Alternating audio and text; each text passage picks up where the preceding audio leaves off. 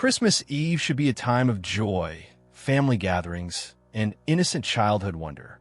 But on December 24th, 1945, in the small town of Fayetteville, West Virginia, what began as a typical holiday celebration became one of America's most haunting and enduring mysteries. The Sodder family home was bustling with activity that evening. George and Jenny Sodder had built a prosperous life in rural West Virginia, raising 10 children in a large, comfortable house surrounded by rolling hills and farmland. Their children ranged in age from 23-year-old Marion down to 5-year-old Betty. And Christmas Eve was always a special time filled with laughter, presents, and the warmth of a close-knit Italian-American family. But in the early morning hours of Christmas Day, everything changed. A mysterious fire consumed the Sodder house with shocking speed and intensity. When the flames finally died down and the smoke cleared, George and Jenny had managed to escape with 5 of their children. 5 others, Maurice, 14, Martha, 12, Louis, 9, Jenny, 8, and Betty, 5, had vanished without a trace. What should have been a tragic but straightforward house fire became something far more sinister. No bodies were ever found. No bones, no teeth, no physical evidence that the 5 missing children had perished in the blaze. The official investigation was cursory at best, concluding within days that the children had died in the fire despite the complete absence of remains. But George and Jenny Sodder refused to accept this explanation. They knew something was terribly wrong. The fire had burned too fast, too hot, and too completely.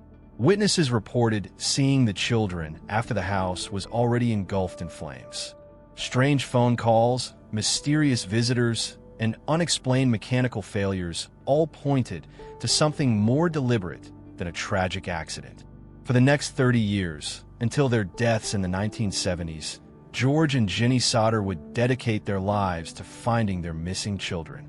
They erected a billboard along the main highway, displaying the children's photographs and offering a reward for information. They hired private detectives, challenged official findings, and never stopped believing that their 5 youngest children were alive somewhere, possibly with new identities, new families, new lives.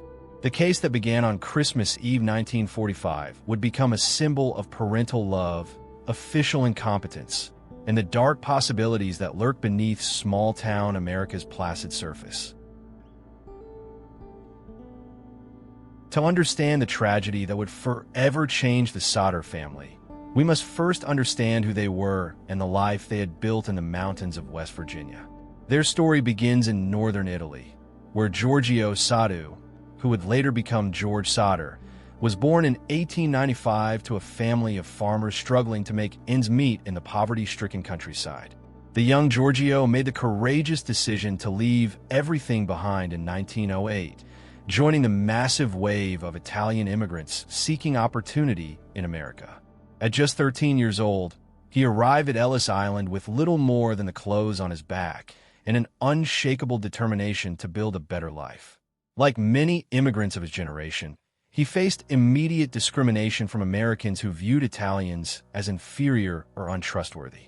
Giorgio, now calling himself George, worked his way across the country, taking whatever jobs were available to a young man with limited English and no connections. He labored in steel mills, coal mines, and construction sites, slowly accumulating the skills and savings that would eventually allow him to establish his own business. His hands became calloused from years of hard work, but his mind remained focused on his ultimate goal of prosperity and respectability. In the early 1920s, George settled in Fayetteville, West Virginia, where the area's growing coal industry presented exactly the opportunity he had been seeking. Using his savings and work ethic, George established a successful trucking company that specialized in hauling coal and construction materials throughout the region. The business flourished, allowing him to purchase land, build a substantial home, and establish himself as one of the more prosperous members of the community. George's personal life flourished alongside his business success. He married Jenny Cipriani, herself the daughter of Italian immigrants, in 1923. Jenny was intelligent, hardworking, deeply religious, and utterly devoted to family. Together, they began building not just a household, but a dynasty that would honor their Italian heritage while embracing American opportunities and values. The children came steadily over the years, marrying in 1922, followed by John, George Jr., Sylvia, Maurice, Martha, Louis, Jenny, named for her mother, Betty, and finally Joseph.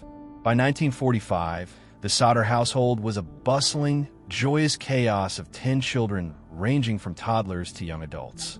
The family spoke both English and Italian at home, maintaining connections to their ancestral culture while fully participating in American life. George's success, however, came with complications that would later prove crucial to understanding the family's tragedy. As his wealth increased, George became more vocal about political issues, particularly those relating to his homeland. During the 1930s and early 1940s, as Benito Mussolini's fascist regime tightened its grip on Italy, George became an outspoken critic of Il Duce and his policies, a position that was not universally popular in the Italian-American community. The tensions intensified during World War II, when America's entry into the conflict against Italy created additional complications for Italian Americans. Despite their obvious loyalty to their adopted country, many faced suspicion and discrimination. George's trucking business became a particular target of concern, as transportation companies were considered crucial to the war effort, and any hint of disloyalty could result in destroyed businesses and ruined reputations. Several incidents in the months leading up to Christmas 1945 suggested that George's outspokenness had created genuine danger for his family. A local businessman had approached him earlier that year, offering to sell him insurance for his trucking business, a thinly veiled protection racket that George angrily refused. The man's response had been chilling. "Your house will go up in smoke, and your children will be destroyed." George had also discovered evidence of sabotage to his trucks, with brake lines cut and fuel contaminated. Despite these underlying tensions, the Sodder family appeared to be thriving as Christmas 1945 approached. The older children were establishing their own careers and relationships, while the younger ones attended local schools and participated in community activities. George's business continued to prosper, and Jenny managed the complex logistics of raising 10 children with remarkable skill and patience. The family's Italian heritage remained central to their identity, expressed through food, language, religious observances, and extended family relationships. Sunday dinners brought together multiple generations, creating a warm, chaotic environment where children learned traditional songs, stories, and values. George and Jenny were determined that their American-born children would understand and appreciate their cultural roots while fully embracing the opportunities available in their new country. As Christmas Eve 1945 arrived, the Sodder household was filled with the typical excitement and preparation that marked the holiday season. Presents had been wrapped and placed under the tree, special foods had been prepared, and the children were experiencing the delicious anticipation that makes Christmas magical for young people. None of them could have imagined that within hours, their world would be completely destroyed, and 5 of them would vanish forever into one of America's most enduring mysteries.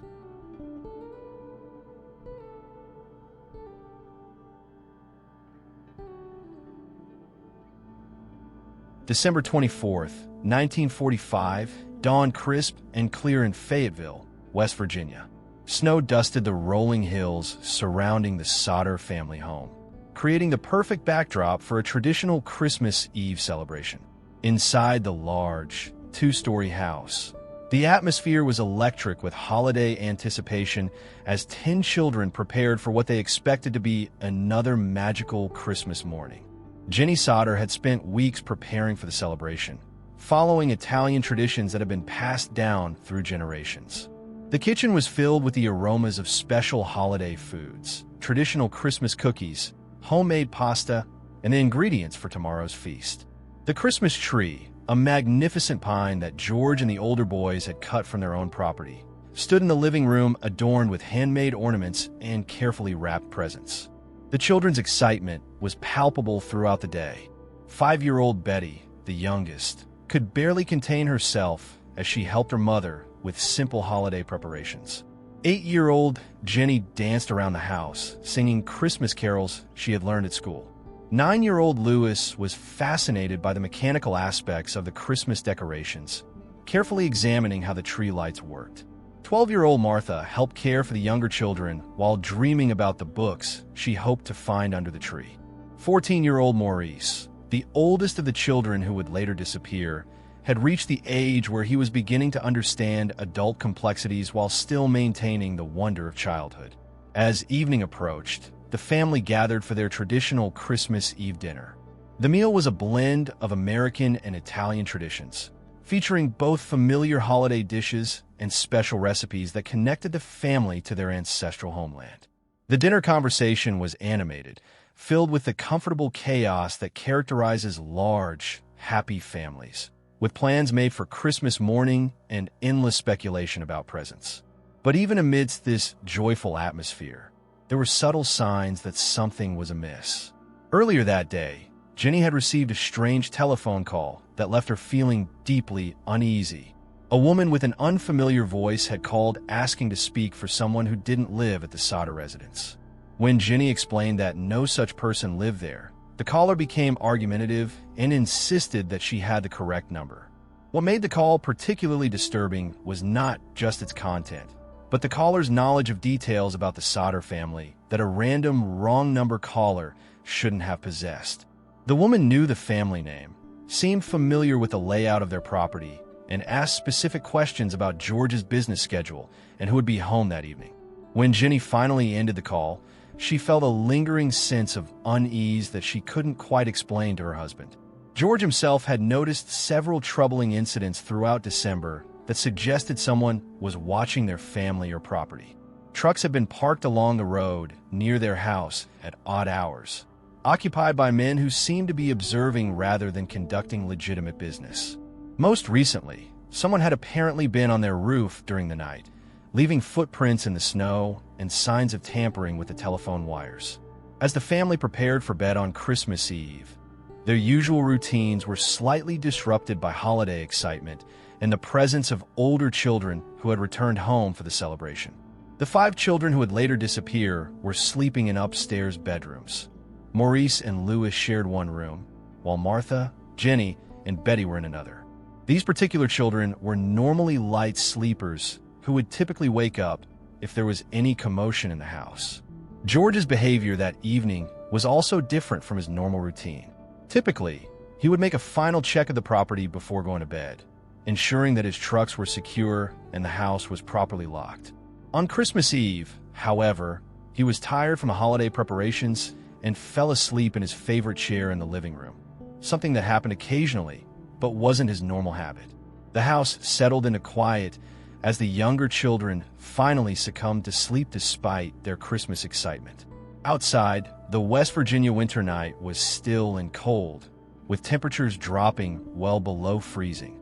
The rural location meant that the house was surrounded by darkness, with the nearest neighbors several hundred yards away and separated by fields and trees. Around midnight, Jenny woke up briefly, hearing what sounded like someone moving around on the roof above their bedroom. The sounds were rhythmic and deliberate, like someone walking carefully to avoid making too much noise.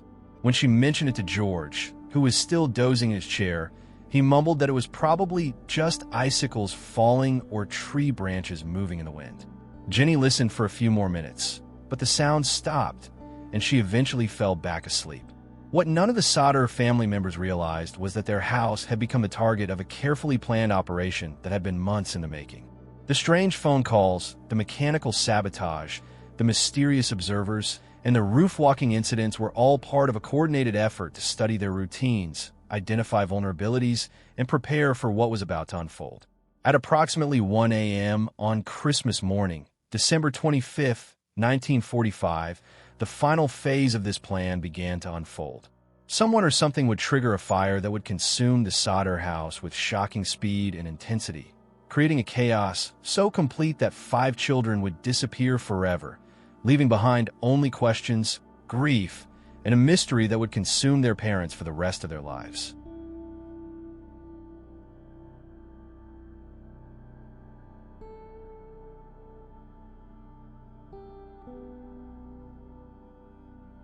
At 1:30 a.m. on Christmas morning, 1945, Jenny Sodder was jolted awake not by the excited voices of children eager to open presents, but by the acrid smell of smoke seeping through the walls of her bedroom. For a moment, her sleep-fogged mind couldn't process what she was experiencing. Then the reality hit her with terrifying clarity. Their house was on fire. "George! George! Wake up!" she screamed, shaking her husband, who was still sleeping in his chair in the living room. "The house is burning."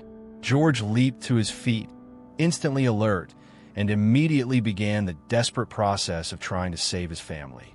The smell of smoke was now overwhelming, and they could hear the ominous crackling sound of flames consuming wood and fabric somewhere in the structure. The first priority was getting everyone out safely. George and Jenny rushed through the first floor, gathering the children whose bedrooms were on the ground level. 16-year-old George Jr. was quickly roused from his bed, along with 15-year-old Sylvia. 2-year-old Joseph was scooped up from his crib, crying and confused by the chaos and smoke. 23-year-old Marion and 20-year-old John, who had been visiting for Christmas, were shaken awake by their father's urgent commands. But as the family assembled outside in the freezing December air, the full horror of their situation became clear. 5 children were missing: Maurice, Martha, Louis, Jenny, and Betty, all of whom had been sleeping in the upstairs bedrooms. The staircase leading to the second floor was already engulfed in flames, making rescue impossible through conventional means. The fire was spreading with unnatural speed and intensity, consuming the wooden structure as if it had been soaked in accelerant. George's mind raced through possible solutions. His first instinct was to drive one of his trucks up to the house and use it as a platform to reach the second-story windows where his children might be trapped. He ran to where his trucks were parked, inserted the key, and turned the ignition.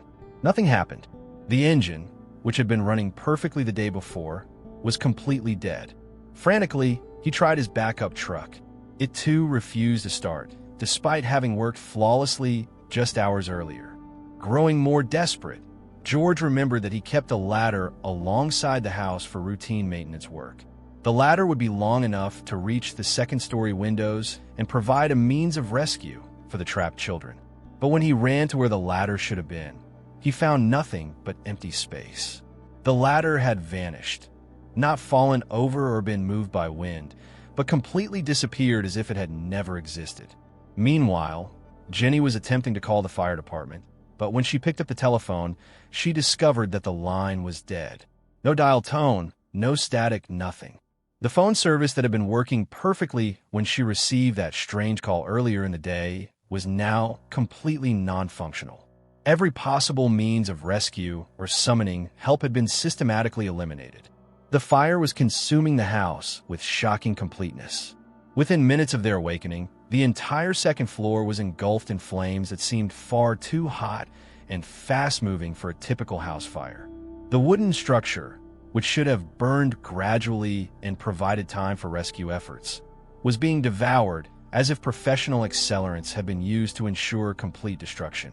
George made several desperate attempts to enter the burning house through first-floor windows and doorways, but the heat and smoke made it impossible to reach the staircase or find any other route to the second floor. Each time he tried to advance into the structure, he was driven back by flames that seemed to block every possible path. The family members who had escaped stood helplessly in their night clothes in the brutal West Virginia winter, watching their home and potentially 5 family members being consumed by fire. One of the most disturbing aspects of those early morning hours was the complete absence of any sounds from the second floor. In a typical house fire, trapped occupants would be screaming for help, breaking windows, or making desperate attempts to attract attention from rescuers. But from the bedrooms where Maurice, Martha, Louis, Jenny, and Betty had been sleeping, there was only the roar of flames and the cracking of burning wood. Finally, George made the agonizing decision to leave his burning house and race to the nearest neighbor's home to call for help. The run through the snowy fields seemed to take forever, his feet and hands going numb from the cold, his lungs burning from exertion and smoke inhalation. When he finally reached the neighbor's house and pounded on the door, It took several minutes to wake them and explain the emergency. The neighbor immediately placed the call to the Fayetteville Volunteer Fire Department, but even this simple action revealed more disturbing complications. The fire department's response was delayed by what they later claimed were equipment problems and difficulty locating the rural Sodder property in the darkness. What should have been a 15-minute response time stretched into nearly 2.5 hours, an unconscionably long delay that would prove crucial to the subsequent investigation. When the volunteer firefighters finally arrived at the scene around 4 a.m., they found a situation that defied their experience and training. The Sodder house had burned completely to the ground in less than 3 hours, an incredibly rapid destruction for a structure of its size and construction. Typically, house fires burn for many hours, leaving substantial portions of the framework intact and providing opportunities for rescue even after significant damage has occurred. But the Sodder house had been reduced to smoldering ruins with shocking completeness. The basement was filled with debris and ash, but there was remarkably little structural material remaining considering the size of the original building. Most mysteriously, there were no human remains visible anywhere in the wreckage. No bodies, no bones, no teeth, nothing to indicate that 5 people had perished in the blaze. The fire's behavior had been so unusual, so perfectly destructive, that even the volunteer firefighters commented on its unprecedented nature. Never before had they seen a residential structure consumed so completely and so quickly. The intensity of the heat had been far greater than anything they had experienced in typical house fires, suggesting the use of professional accelerants or other methods to ensure total destruction. As dawn broke on Christmas morning 1945, the Sodder family stood in the snow-covered ruins of their home, facing a reality that seemed impossible to comprehend. 5 of their children had vanished without a trace, leaving behind no evidence of their fate and no clue about what had happened to them during those crucial early morning hours when fire had consumed everything they had built together. In the days following the Christmas morning fire, what should have been a thorough investigation into the deaths of 5 children instead became a masterclass in how not to conduct a criminal inquiry. The response from local authorities was so inadequate, so riddled with inconsistencies and procedural failures, that would fuel decades of suspicion and unanswered questions about what really happened to the Sodder children. Fire Chief F.J. Morris, a man with no formal training in arson investigation or forensic science, took personal charge of examining the ruins of the Sodder house. His investigation began on December 26th, just one day after the fire, and was completed within 48 hours, an impossibly short time frame for properly analyzing a scene where 5 people had allegedly perished. Morris's methodology was primitive at best and criminally negligent at worst. Rather than conducting a systematic grid search of the debris or carefully sifting through the ashes for human remains, he simply walked through the basement ruins with a few volunteers, looking for anything that might obviously appear to be bones or teeth. When this cursory visual inspection revealed nothing, Morris declared that the fire had been so intense it had completely cremated all 5 children. This conclusion was scientifically impossible, a fact that George Sodder understood even without formal training in fire science. House fires, even the most severe ones, typically reach maximum temperatures of 1,000 to 1,200 degrees Fahrenheit. Complete cremation of human remains requires sustained temperatures of at least 2,000 degrees Fahrenheit, maintained for several hours in a controlled environment. Even in professional crematoriums, bone fragments always remain and must be mechanically ground to powder. The speed with which the Sodder house had burned was itself suspicious. Neighbors reported that the entire structure was consumed in less than 3 hours, which was unprecedented for a building of its size and construction. Most house fires burn for many hours, sometimes days, leaving substantial structural elements intact. The complete destruction of the Sodder house suggested the use of accelerants or other methods to intensify the blaze.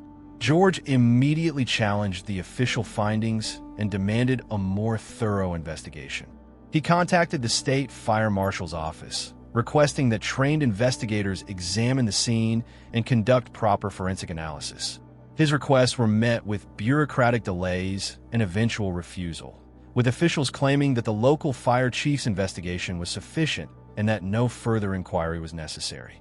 Frustrated by the official response, George hired his own investigators and forensic experts to examine the ruins of his home.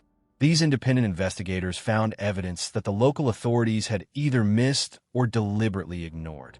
Examination of the basement debris revealed that the fire had indeed burned unusually hot, but not hot enough to completely destroy human remains. More importantly, they found evidence suggesting the fire had been deliberately set. The investigation revealed that the house's electrical system, which had been blamed for starting the fire, was actually in good condition and showed no signs of the type of failure that would cause such a blaze. The distribution of burn patterns suggested multiple points of origin, which is characteristic of arson rather than accidental fires. Most damning of all, the investigators found traces of what appeared to be an accelerant in several locations around the foundation. These findings should have prompted a complete reopening of the case and a criminal investigation into potential arson and kidnapping. Instead, local law enforcement officials dismissed the independent investigation as unreliable and refused to consider the possibility that the fire had been deliberately set.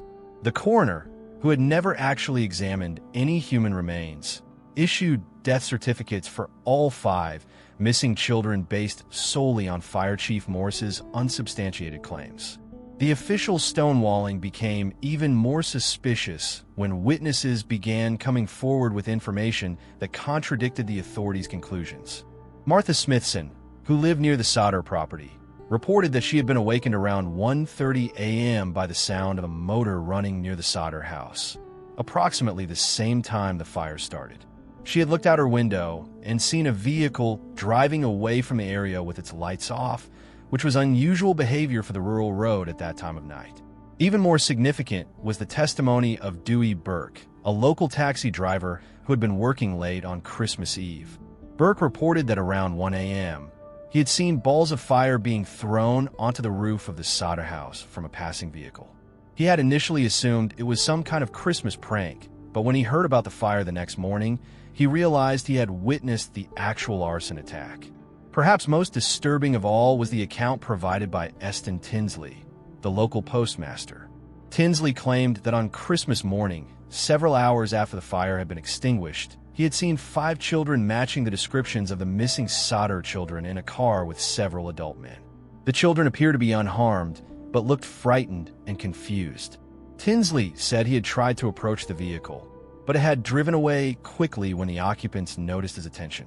These witness accounts painted a picture of a carefully planned operation involving multiple perpetrators, vehicles, and what appeared to be the kidnapping of the 5 children during the chaos of the deliberately set fire. Yet local law enforcement showed no interest in pursuing these leads or conducting the type of comprehensive investigation that such serious allegations demanded. The dismissive attitude of local authorities became even more problematic when George Sodder discovered that evidence from the fire scene had been deliberately destroyed. Without consulting the family or any higher authorities, Fire Chief Morris had ordered that the basement of the burned house be filled with dirt and debris, effectively destroying any remaining evidence that might have supported a more thorough investigation. This destruction of a potential crime scene was unprecedented and violated basic investigative protocols. Morris claimed that the cleanup was necessary for health and safety reasons, but his explanation made no sense given that the property was in a rural area with no immediate threats to public welfare. The more likely explanation was that Morris and possibly other local officials wanted to ensure that no further examination of the fire scene would be possible. The family's attempts to seek justice through higher authorities proved equally frustrating. When George contacted the FBI, federal agents initially showed interest in the case, but quickly deferred to local authorities after being told that the matter had been thoroughly investigated and closed. The state police took a similar approach, declining to become involved in what they characterized as a local matter that had been properly handled by municipal officials. Even more troubling was the discovery that some local officials had financial and personal relationships with individuals who might have had motives for targeting the Sodder family. Fire Chief Morris, it was later revealed, had business dealings with some of the same people who had made threats against George Sodder in the months preceding the fire. These conflicts of interest should have disqualified Morris from conducting any investigation related to the case. The coroner's handling of the death certificates was equally suspicious. Despite never examining any human remains or conducting any forensic analysis, he issued certificates declaring that all 5 children had died from fire and smoke inhalation on December 25, 1945. When George challenged the accuracy of these documents, pointing out that no bodies had actually been found, the coroner refused to modify or withdraw the certificates. By the summer of 1946, it had become clear to George and Jenny Sodder that they would receive no help from local, state, or federal authorities in determining what had actually happened to their children. The official investigation had been a sham, designed more to cover up the truth than to uncover it. Evidence had been destroyed, witnesses had been ignored, and clear signs of arson and kidnapping had been dismissed without proper examination. The failure of the official investigation left the Sodder family with a terrible choice. They could accept the authorities' obviously false explanation and try to move on with their lives, or they could dedicate themselves to uncovering the truth regardless of the personal cost. For George and Jenny, there was never really any choice at all. They knew their children were alive somewhere, and they would spend the rest of their lives trying to find them.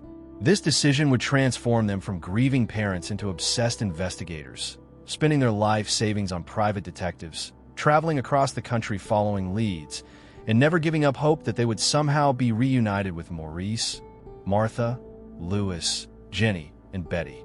Their quest for truth would consume 3 decades and touch hundreds of lives, becoming one of the most persistent and heartbreaking missing persons cases in American history.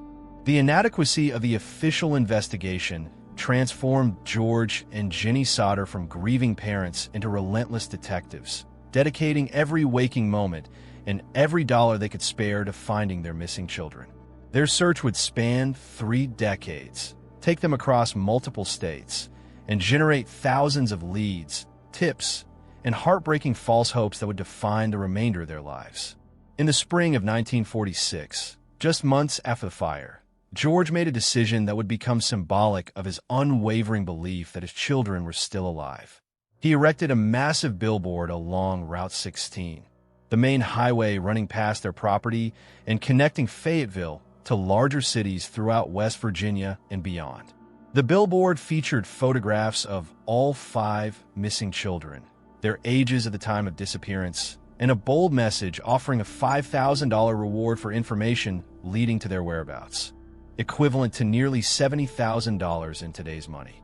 The billboard was impossible to ignore.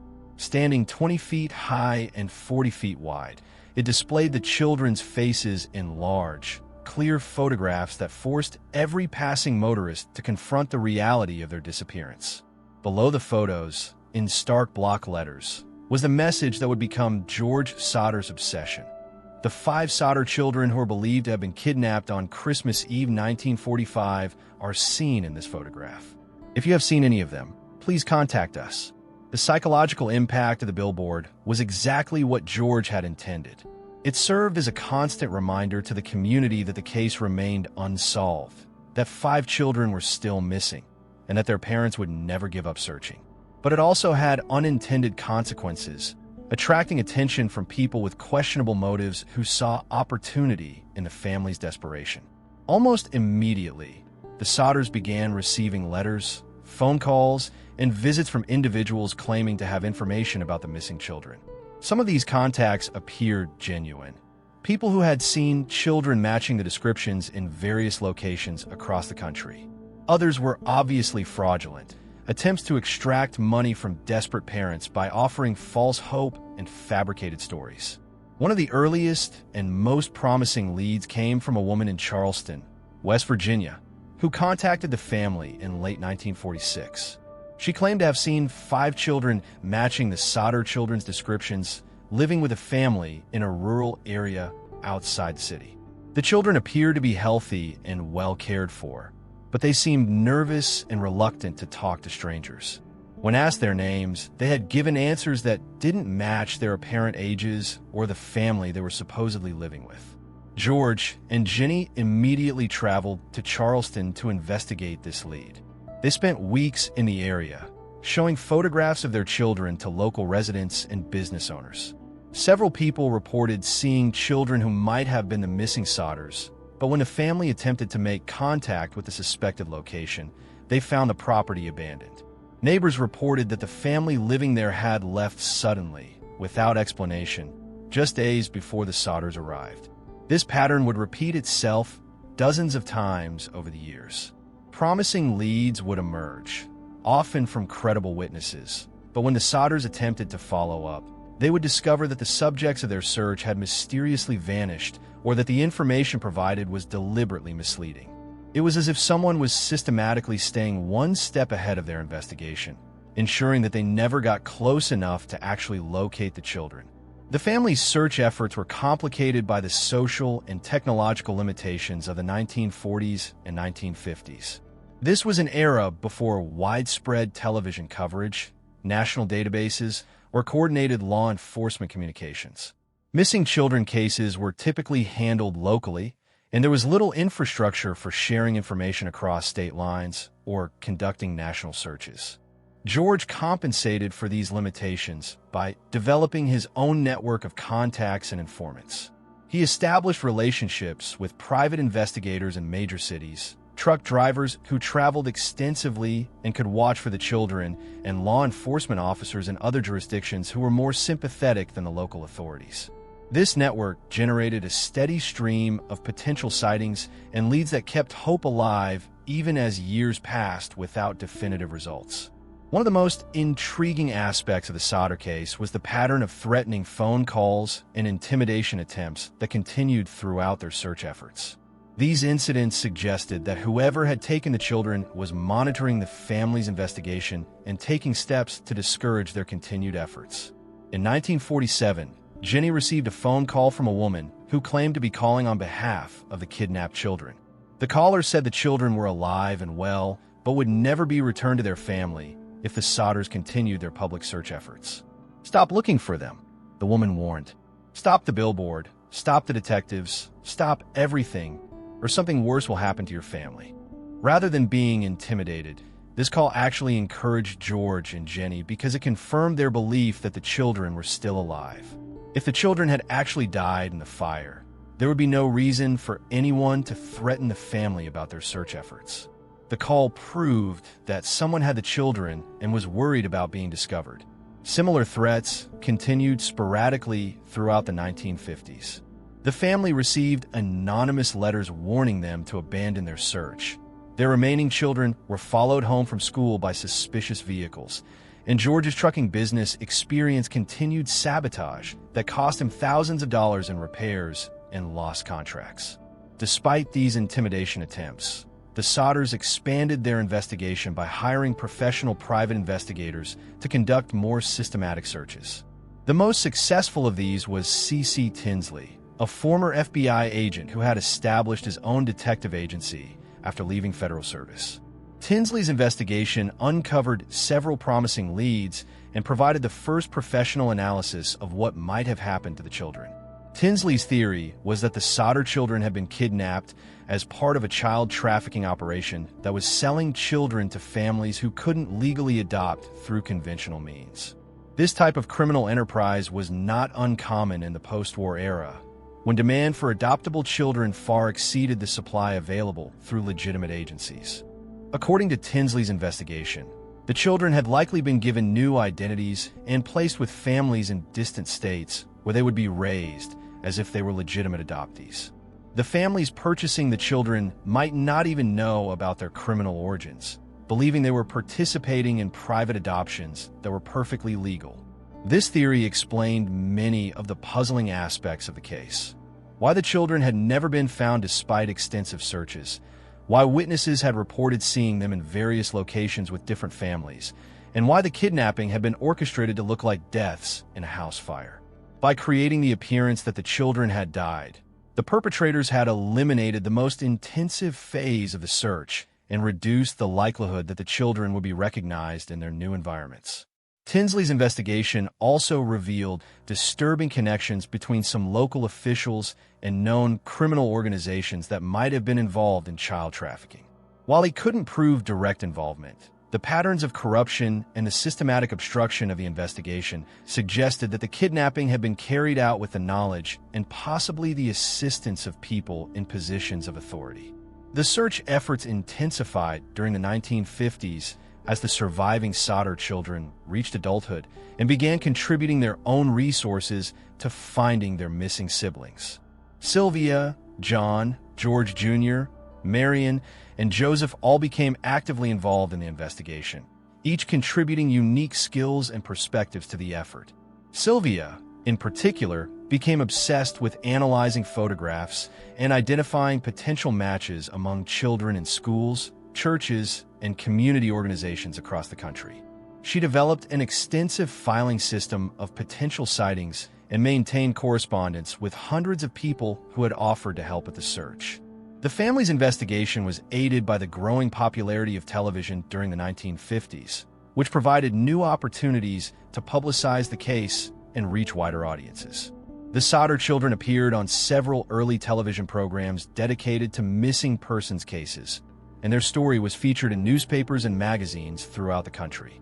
Each media appearance generated dozens of new tips and potential sightings, but also attracted attention from people with less honorable motives.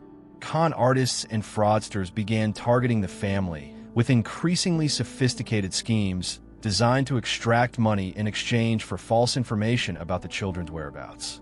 One of the most elaborate of these schemes involved a man who claimed to be a former member of the criminal organization that had kidnapped the children. He provided detailed information about the kidnapping operation and offered to help locate the children in exchange for a substantial fee. The information was compelling enough that George paid the man several $1,000s before discovering that the entire story was fabricated. These experiences with fraudsters and con artists made the family increasingly cautious about potential leads, but they never lost their fundamental belief that the children were alive and could be found.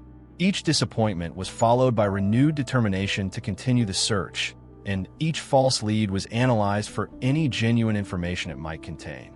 By the end of the 1950s, the Sodder family had spent tens of thousands of dollars on their search efforts and had investigated hundreds of potential sightings across dozens of states.